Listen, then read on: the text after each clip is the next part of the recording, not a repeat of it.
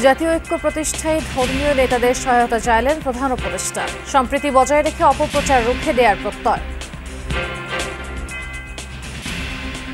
আমরা সবাই একই পরিবারের সদস্য, কোনো তো সমস্যা নেই, আমাদের ঐক্যবদ্ধ থাকতে হবে। আন্তর্জাতিক সম্মেলন করার জন্য সম্প্রীতি সম্মেলন যেভাবে ধর্মীয় সম্প্রীতির উজ্জ্বল উদাহরণ তৈরি করেছে, এটা পৃথিবীতে আসলেই বিরল। যে মিডিয়ায় অপপ্রচার চালাচ্ছে তাদের আমরা প্রতিরোধ করব। কাজী নজরুলকে জাতীয় কবি ঘোষণা করে প্রজ্ঞাপনের প্রস্তাব অনুমোদন। পররাষ্ট্র সচিব পর্যায়ের বৈঠকে আলোচনা হবে বাংলাদেশ ভারত সীমান্ত সহ বিভিন্ন বিষয়। গণমাধ্যম ও সোশ্যাল মিডিয়ায় শেখ হাসিনার বিদ্বেষমূলক বক্তব্য প্রচারে ট্রাইব্যুনালের নিষেধাজ্ঞা। পুরনো বক্তব্য অনলাইন থেকে সরানোর নির্দেশ। আমরা স্পেসিফিক্যালি বলেছি যে শুধু বিদ্বেষমূলক বক্তব্য এবং এমন বক্তব্য যা ট্রাইব্যুনালের ইনভেস্টিগেশনকে হ্যাম্পার করে, এই দুই ধরনের বক্তব্যকে আমরা নিষেধ চেয়েছি। ভারতীয় আগ্রাসন বিরোধী প্রতিবাদ সভায় স্বনির্ভর হওয়ার তাগিদ বিএনপি নেতাদের। স্বৈরাচারকে আশ্রয় দেয়ায় দিল্লির সমালোচনা অলি আহমেদের।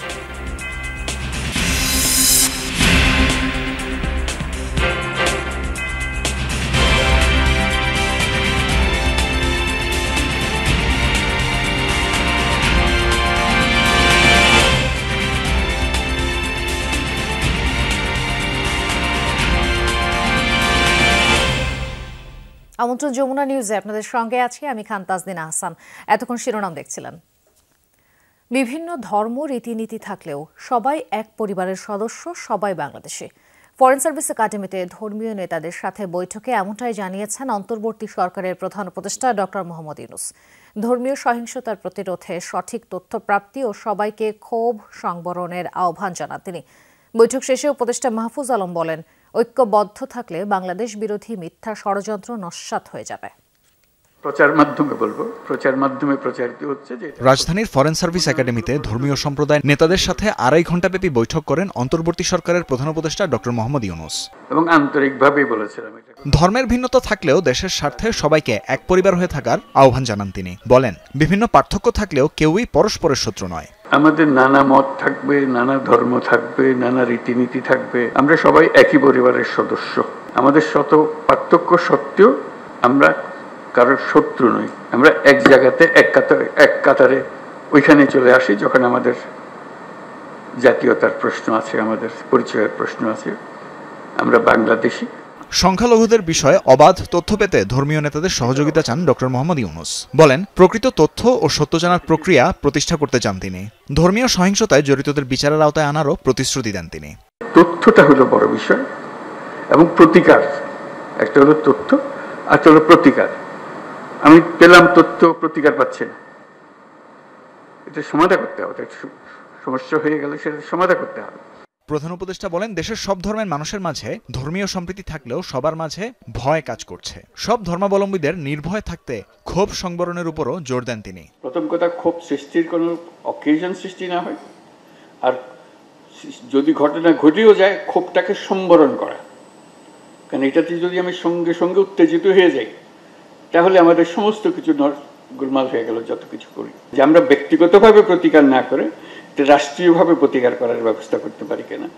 বৈঠক শেষে অন্তর্বর্তী সরকারের উপদেষ্টা মাহফুজ আলম বলেন, কোনো ষড়যন্ত্রকেই এ সরকার প্রশ্রয় দেবে না, আর তা নিশ্চিতে সবাইকে ঐক্যবদ্ধ থাকতে হবে।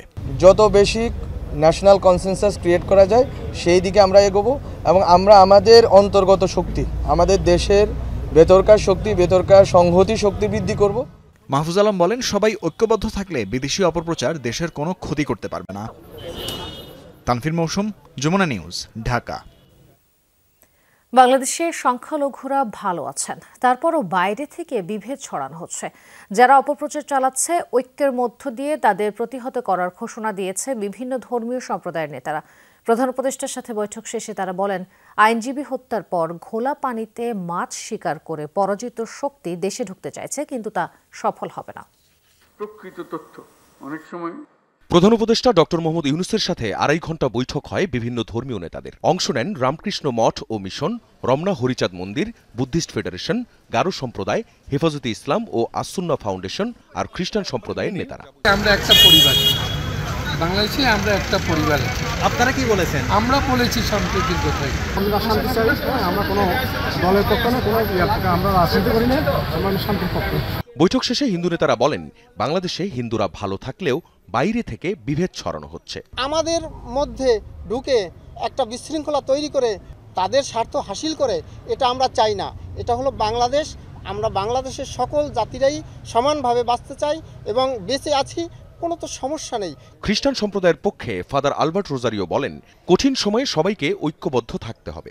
ভারতের মিডিয়া উস্কানিমূলক কথা বললেও দেশের মানুষ ধৈর্যের পরিচয় দিয়েছে। এই মুহূর্তে আমাদের বাংলাদেশ একটা কঠিন সময়, আমরা একটা স্পর্শকাতর অবস্থার মধ্যে আছি, তাহলে আমাদের ঐক্যবদ্ধ থাকতে হবে। বুদ্ধিস্ট ফেডারেশনের নেতারা বলেন, এদেশের সব ধর্মের মানুষের ঐক্য জানান দিতে একটি আন্তর্জাতিক সম্মেলনের পরামর্শ দিয়েছেন তারা।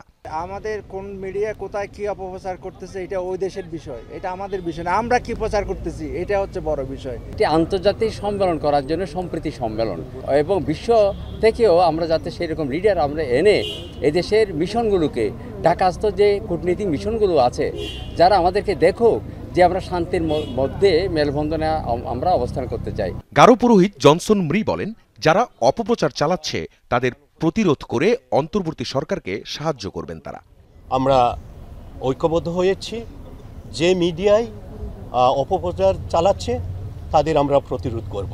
হেফাজতে ইসলামের নেতারা বলেন, ভারতেই বরং সাম্প্রদায়িক সম্প্রীতি নেই, দেশের স্বার্থে সবাই ঐক্যবদ্ধ থাকার কথা বলেন হেফাজত মহাসচিব। আমরা অমুসলিম ভাইদেরকে পাহারা দেই, তাদের মন্দিরকে পাহারা দেই, সকলে মিলে দেশের বিরুদ্ধে যারাই ষড়যন্ত্র করবে তাদেরকে ঐক্যবদ্ধভাবে কঠিন হস্তে দমন করব ইনশাআল্লাহ। এদেশে ধর্মীয় সম্প্রদায়ের মধ্যে কোনো বিভেদ নেই উল্লেখ করে আসসুন্নাহ ফাউন্ডেশনের প্রতিষ্ঠাতা শায়খ আহমদুল্লাহ বলেন, সংখ্যালঘুদের নির্যাতনের ব্যাপারে আলাদাভাবে মনোযোগী হতে হবে। বাংলাদেশের মানুষ যেভাবে ধর্মীয় সম্প্রীতির উজ্জ্বল উদাহরণ তৈরি করেছে, এটা পৃথিবীতে আসলেই বিরল। কোনো প্রপাগান্ডা যেন আমরা কেউ কোনোভাবে পা না দিই। উপদেষ্টা মাহফুজ আলম বলেন, জুলাই আগস্টে বাংলাদেশে যে গণহত্যা হয়েছে, ভারতকে আগে এর স্বীকৃতি দিতে হবে। শেখ হাসিনার নেতৃত্বে যে fascist government, Awami League government যে গণহত্যা চালিয়েছে, এটার স্বীকৃতি আগে ভারতকে দিতে হবে। ভারতের সাথে সম্পর্কের ক্ষেত্রে অবশ্যই তাদের যে মিডিয়ার যে ভূমিকা, এটা আমরা বারবার যখনই আমাদের কথা বলার সুযোগ হয়েছে আমরা তাদেরকে তুলেছি যে আপনারা মিডিয়ার এই ভূমিকাকে আপনারা এটা কার্টেইল করতে হবে। কোঅর্ডিনেটেড ক্যাম্পেইন যেটা আপনারা চালাচ্ছেন, মিস ইনফরমেশন, এটা আসলে দুই দেশের বন্ধুত্বপূর্ণ সম্পর্কের জন্য হুমকি স্বরূপ। প্রধান উপদেষ্টা তাদের সবার কথা শুনেছেন। ধর্মীয় নেতারা জানান, বাংলাদেশে ধর্মীয় সম্প্রীতি আর ঐক্য ধরে রাখতে যার যার জায়গা থেকে কাজ করে যাবেন তারা। আখলাকুস সাফা, যমুনা নিউজ, ঢাকা। দিল্লি সরকারের একচোখা নীতির কারণে বিপদগ্রস্ত বাংলাদেশের সংখ্যালঘু সম্প্রদায়। দেশটির রাজনৈতিক দলগুলো নিজেদের ভোটের স্বার্থে বাংলাদেশের হিন্দুদের ব্যবহার করে বলির পাঁঠা বানাচ্ছে, এমন মন্তব্য বাংলাদেশ হিন্দু বৌদ্ধ খ্রিস্টান কল্যাণ ফ্রন্টের। বিক্ষোভ সমাবেশ ও মিছিলের পর দেশের পরিস্থিতি নিয়ে বৃহস্পতিবার দুপুরে জাতীয় প্রেস ক্লাবে সংবাদ সম্মেলন ডাকে বাংলাদেশ হিন্দু বৌদ্ধ খ্রিস্টান কল্যাণ ফ্রন্ট। দিল্লি সরকারের প্রতি আমাদের আহ্বান, প্রকৃত বন্ধুকে চিনে নিন। সংগঠনের চেয়ারম্যান বিজয়কান্তি সরকার তুলে ধরেন বিগত আওয়ামী লীগ সরকারের আমলে সংখ্যালঘুদের উপর নিপীড়নের তথ্য। বলেন, ভারত সরকারের ভ্রান্ত নীতির কারণে এদেশের সম্প্রীতির ধারায় বিঘ্ন ঘটে। দিল্লি সরকারের একচোখা নীতির কারণে বাংলাদেশের সংখ্যালঘু সম্প্রদায় বিপদগ্রস্ত হয়। বাংলাদেশের সকল ধর্মের লোক শান্তিপ্রিয়, হাজার বছরের সম্প্রীতির দেশ বাংলাদেশ, কিন্তু ভারত সরকারের ভ্রান্ত নীতির ফলে আওয়ামী আমলেই সেই শান্তির ধারায় বিঘ্ন ঘটে। এই যে 15 বছরে এত বৌদ্ধ মন্দির ভাঙলো, খ্রিস্টানদের গির্জায় আক্রমণ করা হইলো, মন্দিরগুলিতে আক্রমণ করা হইলো, আওয়ামী লীগ 15 বছর তো একতরফা ক্ষমতায় ছিল, জোর করে, তারা তো কোনো বিচার করলো না। কিন্তু বর্তমানে বাংলাদেশের সংখ্যালঘুদের নিয়ে ভারতীয় মিডিয়া ও সেদেশের কিছু রাজনৈতিক দলের অতি মায়াকান্নায় ক্ষতির মুখে সাধারণ হিন্দুরা। আমরা মনে করি যে ভারত যদি এই মায়া কান্নাটা না করে তাহলে আমরা ভালো থাকি। আমরা ভারতের সব দলকেই বন্ধু মনে করি রাজনৈতিক দল হিসেবে, কিন্তু তারা যে কাজটা করছে এটা আমাদেরকে ব্যবহার করছে তাদের রাজনীতির স্বার্থে। এই যে যে ঘটনাগুলি ঘটছে এগুলি তাদের আভ্যন্তরীণ রাজনৈতিক বহিঃপ্রকাশ, আমাদের কিছু না, কিন্তু আমরা তাদের বলির পাঠা হচ্ছি, আমরা তাদের দ্বারা ব্যবহৃত হচ্ছি, এবং এটাই হচ্ছে আমাদের কষ্টের কারণ। এ সময় ভারতীয় সাম্প্রদায়িক উগ্রবাদীদের সকল অপকৌশল বন্ধ করা সহ সংগঠনের পক্ষ থেকে 5 দফা দাবি জানানো হয়। সংখ্যাগুরু জনগোষ্ঠী মুসলমানদের যে অবস্থা, হিন্দুদের অবস্থা তার থেকে বাড়তি কিছু নয়, স্পেশাল কোনো খারাপ অবস্থায় নাই। আরিফিন শাকিল, যমুনা নিউজ, ঢাকা। বিদ্রোহী কবি কাজী নজরুল ইসলামকে বাংলাদেশের জাতীয় কবি হিসেবে ভূষিত করে প্রজ্ঞাপন প্রকাশের প্রস্তাব অনুমোদন করা হয়েছে।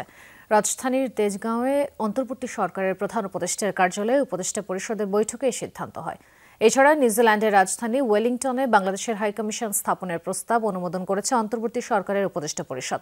বৈঠকে সভাপতিত্ব করেন অন্তর্বর্তী সরকারের প্রধান উপদেষ্টা ডক্টর মোহাম্মদ ইউনূস। পরে মন্ত্রিপরিষদ বিভাগ থেকে বৈঠকের সিদ্ধান্ত জানানো হয়। মন্ত্রিপরিষদ বিভাগ বলেছে, বাংলাদেশের বহুমাত্রিক স্বার্থ তথা রাজনৈতিক, কৌশলগত, বাণিজ্যিক, অর্থনৈতিক, শিক্ষা, প্রবাসী কল্যাণ ইত্যাদি বিবেচনায় রেখে নিউজিল্যান্ডের রাজধানী ওয়েলিংটনে একটি পূর্ণাঙ্গ মিশন স্থাপন করার সময় উপযোগী সিদ্ধান্ত হবে। তবে এ বিষয়ে যাবতীয় ব্যয় পরবর্তী অর্থবছরে নির্বাহ করা হবে। ভারতে বসে শেখ হাসিনার উস্কানিমূলক বক্তব্য দেওয়ার বিষয়টি দিল্লিকে অবহিত করলেও ফিরতি জবাব মেলেনি। পররাষ্ট্র মন্ত্রণালয়ের সাপ্তাহিক ব্রিফিংয়ে এমনটাই জানিয়েছেন মুখপাত্র রফিকুল আলম। জানান, শেখ হাসিনাকে দেশে ফিরিয়ে আনার ব্যাপারে এখনও কোনো নির্দেশনা পায়নি পররাষ্ট্র মন্ত্রণালয়। এছাড়া আগামী সপ্তাহে ভারত বাংলাদেশ পররাষ্ট্র পর্যায়ের বৈঠকে সীমান্ত ও নদীসহ আলোচনায় উঠে আসবে দ্বিপাক্ষিক বিষয়গুলো। বৃহস্পতিবার পররাষ্ট্র মন্ত্রণালয়ের সাপ্তাহিক ব্রিফিংয়ে প্রথমবারের মতো মুখপাত্র হিসেবে যুক্ত হন পাবলিক ডিপ্লোমেসি বিভাগের মহাপরিচালক রফিকুল আলম।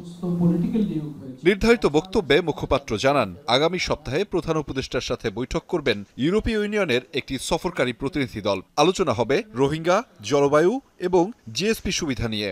প্রশ্নোত্তর পর্বে উঠে আসে ভারতে বসে শেখ হাসিনার উস্কানিমূলক বক্তব্যের ব্যাপারে কি করছে বাংলাদেশ, তাকে ফিরিয়ে আনতে কি ধরনের উদ্যোগ নেওয়া হচ্ছে। কিভাবে এটা ফ্যাসিলিটেটেড হচ্ছে এটা আসলে আমার বক্তব্য দেওয়ার বিষয় না। এটা উনি ভারতে আছেন, ভারত সরকার কিভাবে এটা হ্যান্ডেল করছে এটা তারাই ভালো বলতে পারবে।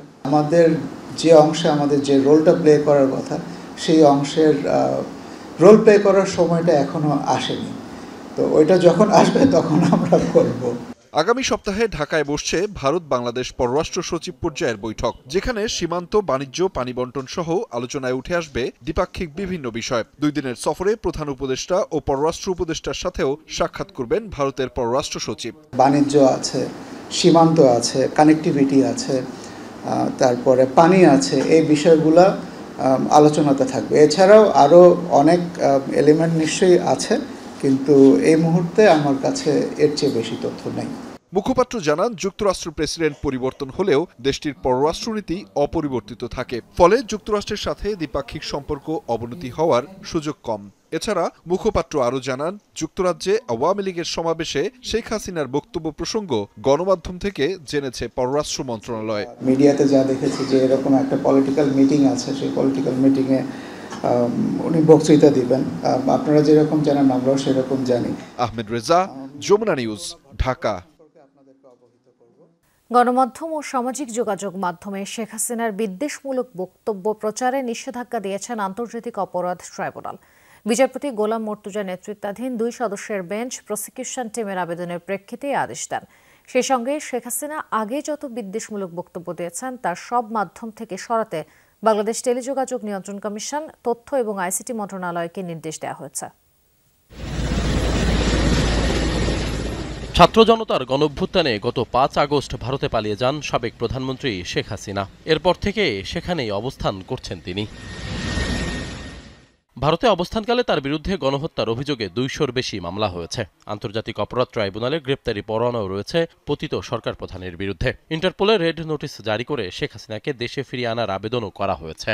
মামলার তদন্ত চলাকালে গত 4 মাসে ভারত থেকে অন্তর্বর্তী সরকার নিয়ে শেখ হাসিনার বিদ্বেষমূলক বেশ কয়েকটি অডিও কল রেকর্ড সামাজিক যোগাযোগ মাধ্যম ও গণমাধ্যমে প্রচারিত হয়, যা পরিবর্তিত পরিস্থিতি ও মামলার তদন্ত কাজ বাধাগ্রস্ত করছে বলে মনে করে প্রসিকিউশন। তাই আন্তর্জাতিক অপরাধ ট্রাইব্যুনালের কাছে শেখ হাসিনার বিদ্বেষমূলক বক্তব্য প্রচারে নিষেধাজ্ঞা চেয়ে আবেদন করা হয়। শুনানিতে সেসব বিদ্বেষমূলক বক্তব্য পড়ে শোনান আইনজীবী। পরে আদালত এমন বক্তব্য প্রচারে নিষেধাজ্ঞা জারি করেন।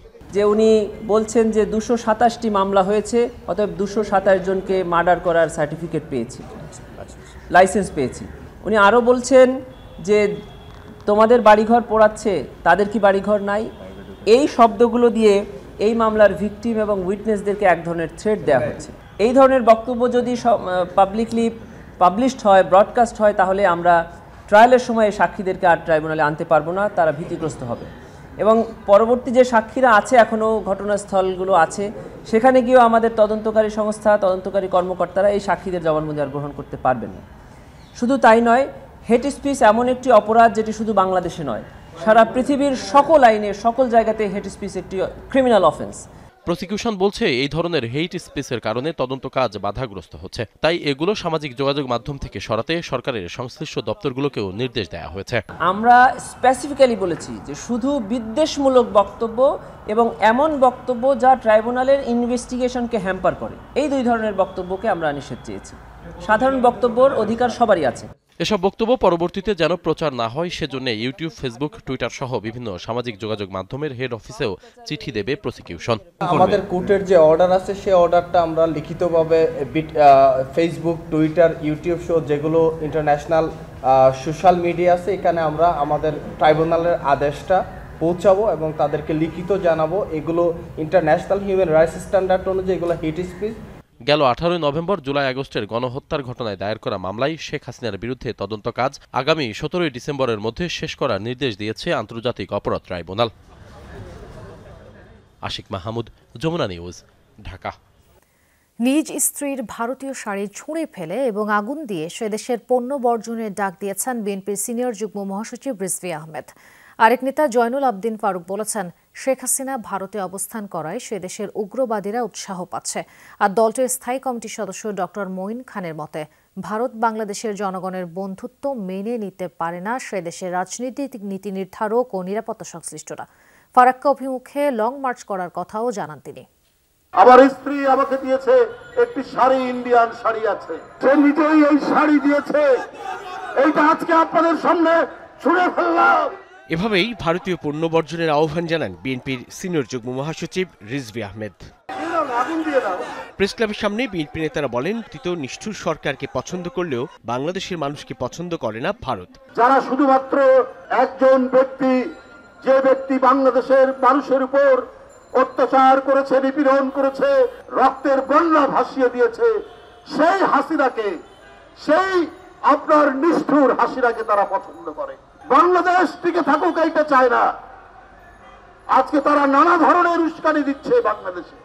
আরেক প্রতিবাদ সভায় বিএনপি চেয়ারপারসনের উপদেষ্টা জয়নুল আবদিন ফারুক বলেন, অন্তর্বর্তী সরকারকে অস্থিতিশীল করার চক্রান্তের অংশ হিসেবেই আগরতলায় সহকারী হাইকমিশনে হামলা হয়েছে। এখনো দয়া করে বিএনপিকে আন্ডার এস্টিমেট করবেন না। বিএনপিকে আপনারা -2 ফর্মুলার দিকে নিয়ে যাবেন না।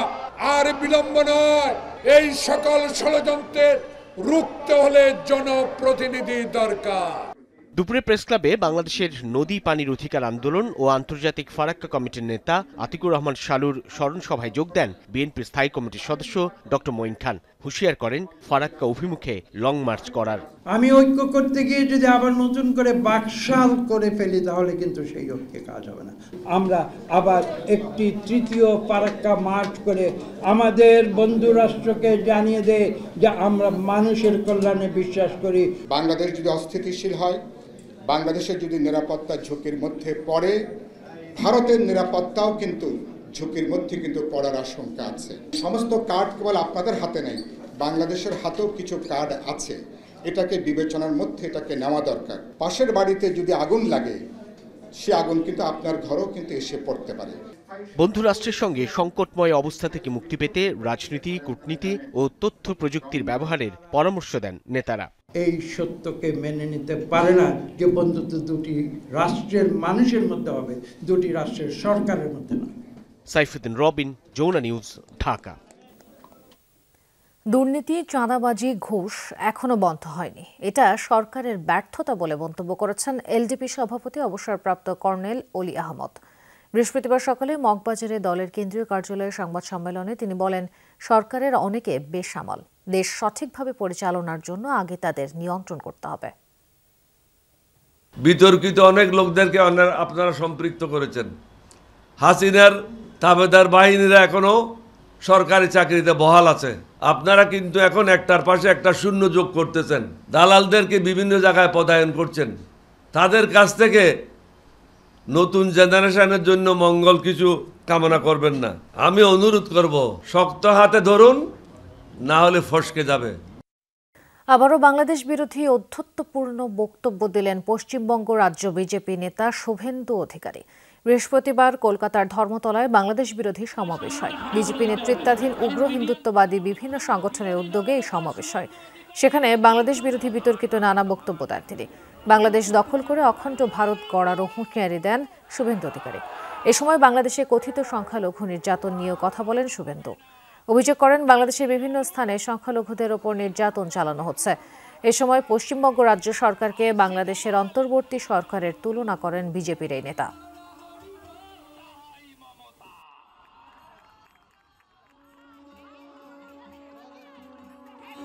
যাহাই ইউনূস তাহাই মমতা। ভাবছেন ওপারে তো হচ্ছে আমার কি, আমরা ওই জিহাদিদের বলি তাকিয়ে দেখ উপরের দিকে, এটা আমরা করব, এটা আমরা করব, অখণ্ড ভারতকে। বাংলাদেশে নিযুক্ত বিভিন্ন দেশের সামরিক উপদেষ্টারা আজ গ্রামীণ ব্যাংক, ইউনুস সেন্টার ও গ্রামীণ ক্যালিডোনিয়ান কলেজ অফ নার্সিং পরিদর্শন করেছেন। তারা গ্রামীণ ব্যাংকের হেড অফিসে নোবেল গ্যালারি ঘুরে দেখেন। এরপর ইউনুস সেন্টার পরিদর্শন শেষে সামরিক উপদেষ্টারা উত্তরায় অবস্থিত গ্রামীণ ক্যালিডোনিয়ান কলেজ অফ নার্সিংয়ে যান। কলেজের বিভিন্ন কার্যক্রম ও শিক্ষা ব্যবস্থা পর্যবেক্ষণ করেন তারা।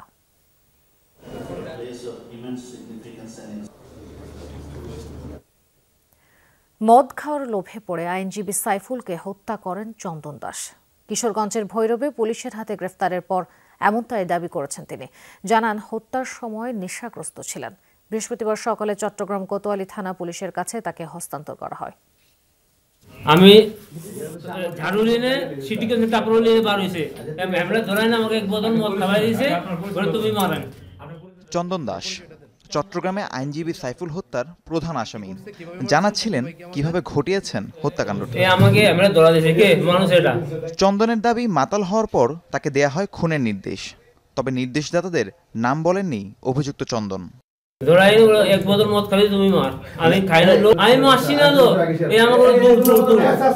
হত্যাকাণ্ডের পর থেকেই পলাতক ছিলেন চন্দন। বুধবার রাতে কিশোরগঞ্জের ভৈরব স্টেশন থেকে গ্রেফতার হন তিনি। সেখানকার মেথরপট্টির শ্বশুরবাড়িতে আত্মগোপনে থাকার পরিকল্পনা ছিল। সকালে চট্টগ্রাম কোতোয়ালি থানা পুলিশের কাছে তাকে হস্তান্তর করা হয়। চট্টগ্রামের অ্যাডভোকেট সাইফুল ইসলাম আলিফ হত্যা মামলার প্রধান আসামি চন্দনকে আমরা গতকাল রাত্রে 12:15টার দিকে গোপন সংবাদের ভিত্তিতে রেলওয়ে স্টেশন থেকে গ্রেপ্তার করি। তাদের জিজ্ঞাসাবাদে জানা যায় যে সে তার শ্বশুরবাড়ি এখানে মেথরপট্টি, ভৈরবের মেথরপট্টিতে শ্বশুরবাড়ি যাওয়ার জন্য প্রস্তুতি নিচ্ছিল। এর আগে গেল 26 নভেম্বর চট্টগ্রামে আইনজীবী সাইফুল ইসলাম আলিফকে প্রকাশ্যে হত্যা করা হয়। এই ঘটনায় কোতোয়ালি থানায় 31 জনের নাম উল্লেখ সহ অজ্ঞাত 10 থেকে 15 জনকে আসামি করে মামলা করেন নিহতের বাবা। মামলার প্রধান আসামি করা হয় চন্দন দাসকে। রাহিম সারোয়ার, যমুনা নিউজ। ছাত্র জনতার আন্দোলনের শহীদ পরিবারগুলোর কাছে এবার দুঃখ প্রকাশ করেছেন পুলিশের মহাপরিদর্শক বাহারুল আলম। তবে তিনি জানিয়েছেন, মামলায় নাম থাকলেই গণহারে কাউকে গ্রেফতার করা হবে না। বলেন, পুলিশ আগের মতো মারণাস্ত্র ব্যবহার করবে কিনা সে বিষয়েও নতুন করে ভাববার সময় এসেছে। বৃহস্পতিবার সকালে পুলিশ সদর দপ্তরের সংবাদ সম্মেলনে আইজিপি বলেন, সুষ্ঠু নির্বাচনের পরিবেশ তৈরিতে বাহিনী কাজ করছে।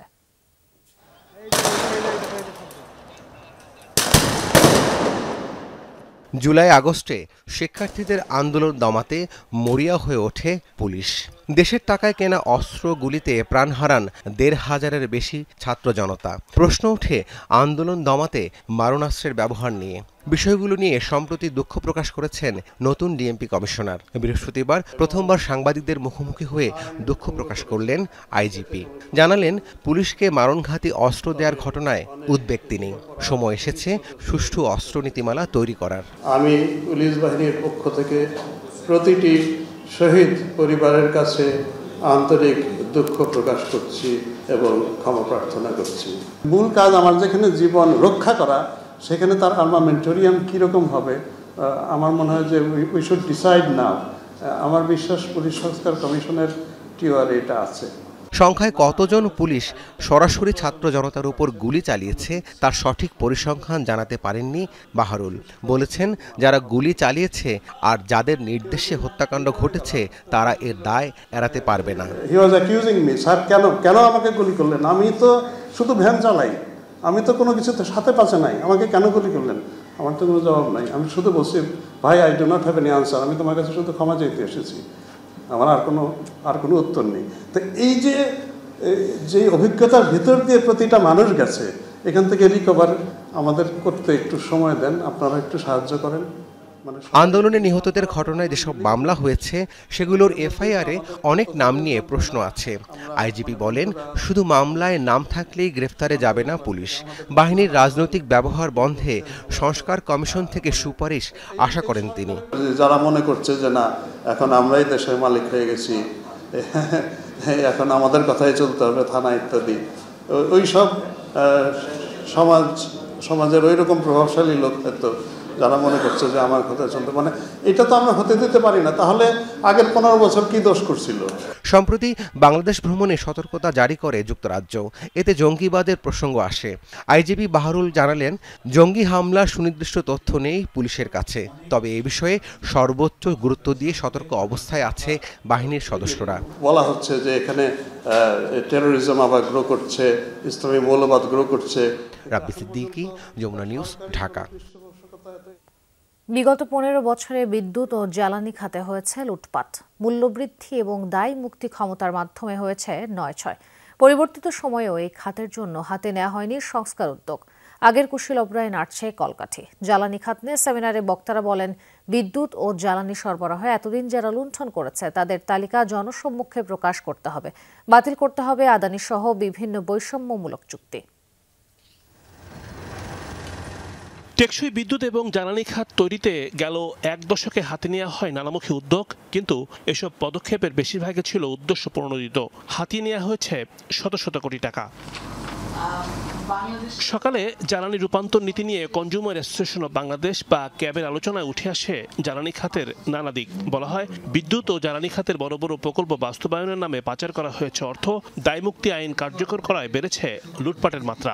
আমরা গত যে জনবিমুখী যে দুঃশাসন দেখেছি, যেটাকে আমরা ফ্যাসিস্ট শাসন হিসেবে চিহ্নিত করছি, তাদের যে দুর্নীতি, তাদের যে মানুষকে আক্রান্ত করার যে প্রবণতা, তার একটা বড় কারণ ছিল এই জ্বালানি খাতের মাধ্যমে বিপুল পরিমাণ অর্থ দেশের বাইরে পাচার করা।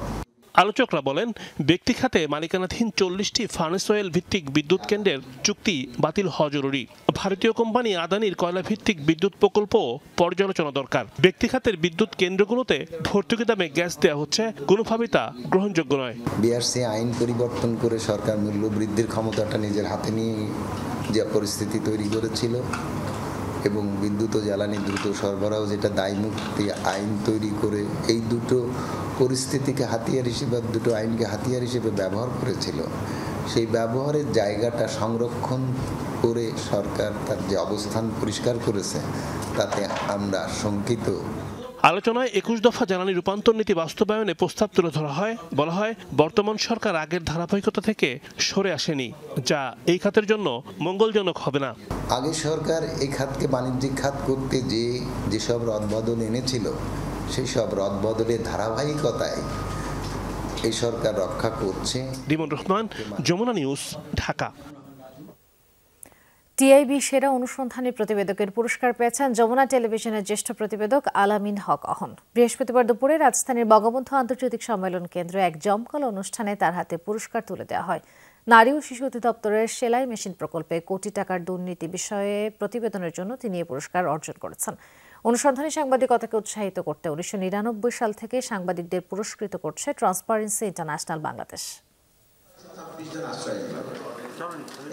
এবছর অনুসন্ধানী সাংবাদিকতার পুরস্কার প্রদানের 25তম বার্ষিকী উদযাপন করল ট্রান্সপারেন্সি ইন্টারন্যাশনাল বাংলাদেশ। বিশিষ্ট জনদের উপস্থিতিতে পুরস্কার প্রদান অনুষ্ঠানে যোগ দেন আমন্ত্রিত সাংবাদিকরা। যমুনা টেলিভিশনের সিনিয়র রিপোর্টার আল আমিন হক অহন পেয়েছেন সম্মানজনক এই পুরস্কার। তার সাথে এই সম্মাননা পেয়েছেন দ্য ডেইলি স্টারের জাইমা ইসলাম, চট্টগ্রাম ভিত্তিক সংবাদপত্র 21 পত্রিকার সাংবাদিক শরীফুল ইসলামও। চ্যালেঞ্জ ছিল, বিশেষ করে রিপোর্টটি করতে গিয়ে নানামুখী বাধা এসেছে, সেগুলো অতিক্রম করে শেষ পর্যন্ত রিপোর্টে আলোর মুখ দেখেছে এবং সেটির পুরস্কার আমি পেলাম। নিঃসন্দেহে দুর্দান্ত, এবং টিআইবির এই পুরস্কারটার জন্য অনেকেই মুখিয়ে থাকেন, আমিও মুখিয়েছিলাম, শেষ পর্যন্ত সেটি এখন আমার হাতে। বেশি দায়িত্ব সহকারে পরবর্তী কাজগুলো বা অনুসন্ধানী কাজগুলো, আমি যে অনুসন্ধানী রিপোর্টগুলো করি সেগুলোতে আরও দায়িত্বশীলতার বেড়ে গেল আমার এই পুরস্কার পাওয়ার মাধ্যমে। পুরস্কার ঘোষণার আগে প্যানেল আলোচনায় যোগ দেন আলোচকরা। প্রধান উপদেষ্টার প্রেস সচিব শফিকুল আলম বলেন, গণমাধ্যমের স্বাধীনতা যেন প্রাতিষ্ঠানিক রূপ পায় সে লক্ষ্যে কাজ করছে অন্তর্বর্তী সরকার। আমরা কোনো মিডিয়াকে প্রমোট করছি না, কোনো মিডিয়ার এগেনস্টে নামছিও না, কাছা খুলে নামছিও না, আমরা কাউকে কোনো জায়গায় বসাচ্ছি না। কেউ যদি বলেন যে এই প্রতিষ্ঠানে আমাদের লোকগুলোকে আমরা অ্যাপয়েন্টমেন্ট দিয়েছি, এটা একটা ডাহা মিথ্যা। আলোচনায় উঠে আসে অনুসন্ধানী সাংবাদিকতার নানা প্রতিবন্ধকতা। জুলাই বিপ্লবের পূর্ববর্তী সময়ে সাংবাদিকদের ভূমিকা নিয়েও প্রশ্ন তোলা হয়। উদ্বোধনী আয়োজনে টিআইবির নির্বাহী পরিচালক বলেন, আগের চাইতে অনুসন্ধানে আগ্রহ বেড়েছে সাংবাদিকদের। আমরা খুব প্রগতি করে ফেলেছি সেটা বলবো না, তবে আগের তুলনায় আমরা যদি ফিরে তাকাই অবশ্যই খুব আমি বলবো যে সাহসের সাথে এবং কনফিডেন্সের সাথে আমরা বলতে পারি যে আমরা এগিয়েছি। আমাদের বাংলাদেশে অনুসন্ধানী সাংবাদিকতার দক্ষতা বেড়েছে, আগের তুলনায় আগ্রহ বেড়েছে এবং তার গ্রহণযোগ্যতা বেড়েছে, যার মাধ্যমে অনেক ক্ষেত্রে ইতিবাচক পরিবর্তন হয়েছে। অনুসন্ধানী সাংবাদিকতাকে উৎসাহিত করতে সংস্থাটির বিভিন্ন কার্যক্রমের বিষয়ে আলোকপাত করেন দুর্নীতি দমন কমিশন সংস্কার কমিশনের প্রধান। কখনোই সম্ভব হয় না যতক্ষণ পর্যন্ত বাংলাদেশের তাজ নূর ইসলাম, যমুনা নিউজ, ঢাকা।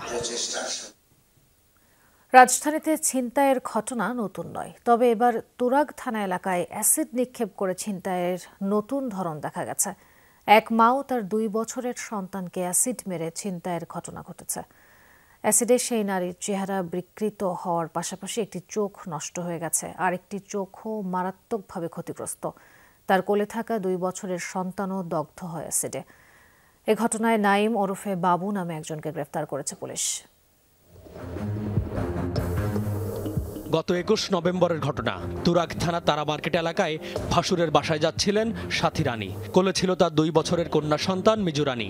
বাসার গেইটে পৌঁছালে নাইম নামে এক ছিনতাইকারী তার গতিরোধ করে। রহিম নামে কাউকে চেনেন কিনা এমন প্রশ্নে সাথীকে বিভ্রান্ত করে সে। কিছু বুঝে ওঠার আগেই অ্যাসিড নিক্ষেপ করে ছিনিয়ে নেয় স্বর্ণের চেইন। ঝলসে যান সাথী ও তার সন্তান। এ ঘটনায় 22 নভেম্বর তুরাগ থানায় মামলা করেন ভিকটিমের ভাসুর। পুলিশ জানায়, ঘটনার পর গা ঢাকা দেয় নাইম। ঢাকার বাসা ছেড়ে চলে যায় গ্রামের বাড়ি ময়মনসিংহে। বুধবার বাড়ি থেকেই নাইমকে আটক করে পুলিশ।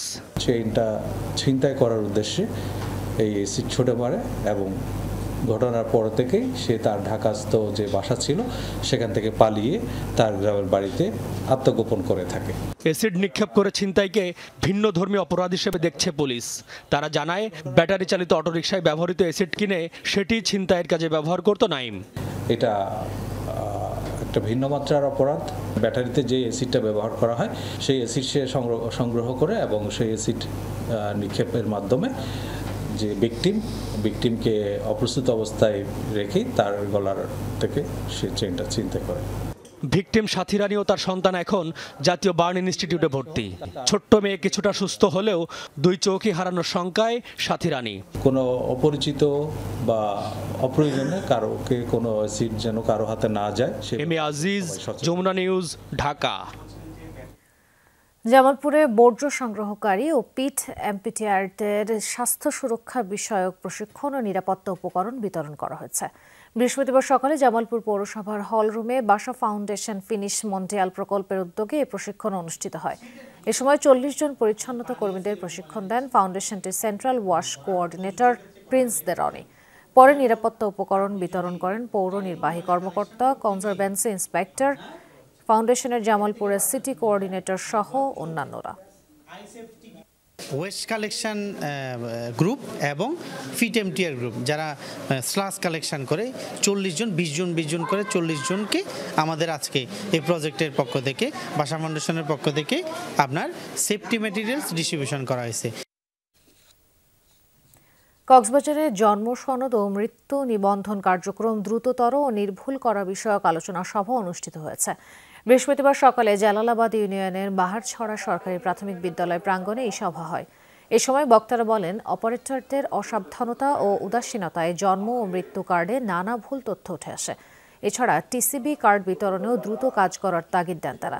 জালালাবাদ ইউনিয়ন পরিষদের চেয়ারম্যান আলমগীর তাজ জনির সভাপতিত্বে সভায় প্রধান অতিথি ছিলেন উপজেলা নির্বাহী অফিসার বিমল চাকমা। বাংলাদেশে সংখ্যালঘু বলে কোনো শব্দ থাকতে পারে না। এদেশে মুসলিম, হিন্দু, বৌদ্ধ, খ্রিস্টান পার্থক্য করা আমাদের কাজ নয়। সবাই এদেশের নাগরিক, এমন মন্তব্য করেছেন মৎস্য ও প্রাণী সম্পদ উপদেষ্টা ফরিদা আখতার। বৃহস্পতিবার সন্ধ্যায় রাজধানীর চীনমৈত্রী সম্মেলন কেন্দ্রে হিট বাংলাদেশের 50 বছর পূর্তিতে প্রধান অতিথির বক্তৃতায় তিনি এসব কথা বলেন। উপদেষ্টা আরও বলেন, হিট বাংলাদেশ এমন সময় 50 বছর পূর্তি করছে যখন ছাত্র শ্রমিক জনতার আন্দোলনের ফলে নতুন বাংলাদেশের জন্ম হয়েছে। হিট বাংলাদেশ যে শিশুদেরকে শিক্ষা দিচ্ছে, আগামীতে এই শিক্ষার্থীরাই হিট বাংলাদেশকে শতবর্ষ বাঁচিয়ে রাখবে। তিনি বলেন, বেগম রোকেয়া নারী মুক্তির জন্য অনেক কিছু করেছেন। আজকের হিট বাংলাদেশ সেই ধারাবাহিকতায় কাজ করে যাচ্ছে। মালয়েশিয়ার কুয়ালালামপুরে অনুষ্ঠিত হল প্রবাসী ছাত্র জনতার মতবিনিময় সভা। এই সভায় বৈষম্য বিরোধী ছাত্র আন্দোলনকে কেন্দ্র করে একটি ওয়েবসাইট উদ্বোধন করা হয়েছে। সভায় উপস্থিত ছিল মালয়েশিয়ার 13টি বিশ্ববিদ্যালয়ে অধ্যয়নরত শিক্ষার্থী, প্রবাসী, ব্যবসায়ী এবং বিভিন্ন রাজনৈতিক নেতৃবৃন্দ। ওয়েবসাইটের পাশাপাশি চলছে ওয়েব অ্যাপ নির্মাণের কাজও। ছাত্র আন্দোলনের এই গণঅভ্যুত্থানের ইতিহাস সংরক্ষণে দলিল আকারে তা সংগ্রহ করা হবে ওয়েবসাইটটিতে, ছড়িয়ে দেওয়া হবে বিশ্বব্যাপী, জানায় ওয়েবসাইটের নির্মাতা মোশাররফ জুয়েল। সভাটি পরিচালনা করেন এই উদ্যোগের আরেক নির্মাতা সাজিদুল হক ডিউক। সভা শেষে ওয়েবসাইটটির কাজ সুষ্ঠুভাবে পরিচালনায় 21 সদস্য বিশিষ্ট কমিটি ঘোষণা করা হয়। স্পেনে অনুষ্ঠিত হয়েছে জাতীয়তাবাদী স্বেচ্ছাসেবক দল বার্সেলোনা শাখার কর্মী সম্মেলন। সংগঠনটির মহানগর কমিটি গঠনের উদ্দেশ্যে এ সভার আয়োজন করা হয়। মঙ্গলবার বার্সেলোনার স্থানীয় এক রেস্তোরাঁয় এই সভার আয়োজন করা হয়। অনুষ্ঠানে প্রধান অতিথি হিসেবে উপস্থিত ছিলেন আক্কাস মিয়া। প্রধান বক্তা হিসেবে কথা বলেন রেদওয়ান হোসেন। অনুষ্ঠানটির সভাপতিত্ব করেন এআর লিটো। যৌথভাবে সভাটি পরিচালনা করেন আবু তহিন ও তুষার আহমেদ। এছাড়াও সভায় ভার্চুয়ালি বক্তব্য রাখেন কেন্দ্রীয় স্বেচ্ছাসেবক দলের আন্তর্জাতিক সম্পাদক নাসির উদ্দিন শাহিন, মোহাম্মদ সেলিম উদ্দিন, আসলাম ফকির লিটন। সভায় বক্তারা ভবিষ্যতে একটি শক্তিশালী দল হিসেবে পরিচিত প্রকাশের জন্য সকলকে ঐক্যবদ্ধভাবে কাজ করার অনুপ্রেরণা দেন। সমাবেশে স্বেচ্ছাসেবক দলের নেতৃবৃন্দের পাশাপাশি অংশ নেয় বিএনপি ও অঙ্গ সংগঠনের বহু নেতাকর্মী। সংযুক্ত আরব আমিরাতের শারজায় যাত্রা শুরু করল বাংলাদেশি মালিকানাধীন আরও একটি প্রতিষ্ঠান। শারজার বাংলা বাজার এলাকায় চালু হয়েছে প্রবাসী ব্যবসায়ী শাহনেওয়াজ মাহমুদের সুপার শপ। এর ফলে কর্মসংস্থানের সুযোগ পেয়েছে দেশটিতে বসবাসরত বহু বাংলাদেশি কর্মী। আরব আমিরাতের বাংলাদেশি অধ্যুষিত এলাকা শারজা। অন্যান্য অঞ্চল থেকে এখানে প্রবাসীদের বিচরণ বেশি হওয়ায় এলাকাটি পরিচিত বাংলা বাজার নামে। এই এলাকাতেই শুরু করল প্রবাসী ব্যবসায়ী শাহনেওয়াজ মাহমুদের নূতন প্রতিষ্ঠান। বাংলাদেশ থেকে ব্যবসার উদ্দেশ্যে আমিরাতে পাড়ি জমানো এই ব্যবসায়ী দেশটিতে এ নিয়ে উদ্বোধন করলো তার ৬ষ্ঠতম প্রতিষ্ঠান। তার প্রতিষ্ঠানগুলোয় কর্মরত আছেন প্রবাসীদের পাশাপাশি বিশ্বের বিভিন্ন দেশের নাগরিক। আমার একটা লক্ষ্য উদ্দেশ্য ছিল, আমি এদেশে প্রবাসীদেরকে নিয়ে কাজ করব, প্রবাসীদের কর্মসংস্থান সৃষ্টি করব। তো এই লক্ষ্যে আমি জব ছেড়ে আমি ব্যবসার মধ্যে এসে যাই। তো ধীরে ধীরে আমি 1 by 1 আজকে আমার 5টা প্রতিষ্ঠান। 90% আমি চেষ্টা করছি আমাদের দেশের লোকদের কর্মসংস্থান করার জন্য। তো এটাই আমার এইম ছিল। বিজনেস ফাইন্যান্সের ক্ষেত্রে শুধুমাত্র বাংলাদেশিদেরকে অগ্রাধিকার দেই, অন্য দেশের মানুষদেরকে আমরা এখানে ফাইন্যান্সে সহযোগিতা করি না। এবং আমাদের ফাইন্যান্স নিয়ে জনতা ব্যাংকের দীর্ঘ পথ চলায় বহু বাংলাদেশি উদ্যোক্তা ছোট থেকে আজকে অনেক বড় উদ্যোক্তা হয়েছেন। প্রত্যেকটা ব্যবসায়ী যারা নতুন এবং পুরাতন প্রত্যেকের যে অগ্রগতি, সেটা আসলেই খুবই আনন্দ উপভোগ করার মতো বিষয়। এখানে একটা আমাদের বাংলাদেশের ফিল হয়। আমরা এখানে এসে আমরা আসলে বাংলাদেশের কথা ভুলে যাই যতক্ষণ এরিয়াতে থাকি। বর্তমানে আমিরাতে সাময়িকভাবে বন্ধ রয়েছে বাংলাদেশিদের সকল ভিসা। এই সমস্যার সমাধান হলে দেশীয় মালিকানাধীন প্রতিষ্ঠানের সংখ্যা আরও বৃদ্ধি পাবে বলে আশা প্রবাসীদের। মেহেদি রুবেল, যমুনা নিউজ, সংযুক্ত আরব আমিরাত। যুক্তরাজ্যের লন্ডনে বখতিয়ার সোসাইটি ইউকের উদ্যোগে আয়োজিত হয়েছে স্টুডেন্ট অ্যাওয়ার্ড 2024। এই সম্মাননা অনুষ্ঠানের সাথে আয়োজন করা হয় পিঠা মেলার। রবিবার লন্ডনের দ্য জুমেইরে কমিউনিটি হলে এই অনুষ্ঠানের আয়োজন করা হয়। যৌথভাবে এই অনুষ্ঠানটি পরিচালনা করেন মোহাম্মদ আসলাম ও জাবের। সভায় শুভেচ্ছা বক্তব্য প্রদান করেন নুরুন নবী আলী ও আলহাজ আব্দুল মোতালেব। বিশেষ অতিথি হিসেবে বক্তব্য প্রদান করেন মনোয়ার হোসেন, মোহাম্মদ নাজিম উদ্দিন, শওকত মাহমুদ টিপু, হেফাজুল করিম রকিব সহ সংগঠনের বিভিন্ন নেতৃবৃন্দ। অনুষ্ঠানের দ্বিতীয় পর্বে আয়োজিত পিঠা উৎসবে অংশ নেয়া যুক্তরাজ্যের নানা প্রান্তে বসবাসরত ৩০০-এর বেশি প্রবাসী বাংলাদেশি।